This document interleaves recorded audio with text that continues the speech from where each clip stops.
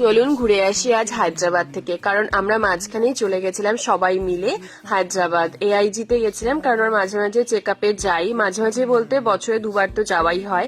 তো ফার্স্টে পৌঁছে আমরা যেটা ট্রাই করেছিলাম AIG ভেতর থেকে, আমরা ইডলি ধোসা আর খেয়েছিলাম বিরিয়ানি। তো এখানে যে একদিনের ভিডিও শুধু আছে তা নয়, এখানে অনেকগুলো ভিডিও আমি অ্যাডজাস্ট করেছি, কারণ সবগুলো দিনে আমরা ভিডিও করতে পারিনি আর কি। তো প্রচুর কাজ ছিল, তো সেই জন্য সব ভিডিও একসঙ্গে এখানে আমি অ্যাডজাস্ট করেছি।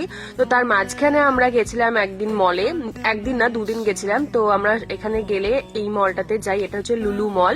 তো সেখান থেকে আমরা অনেক কিছু পারচেস করেছিলাম। আমি যে স্টুডেন্টসদের পড়াই তাদের জন্য ইম্পোর্টেড চকলেটস, বাড়ির জন্য ইম্পোর্টেড সমস্ত ফ্রুটস, আরো অনেক কিছু নিয়ে এসেছিলাম।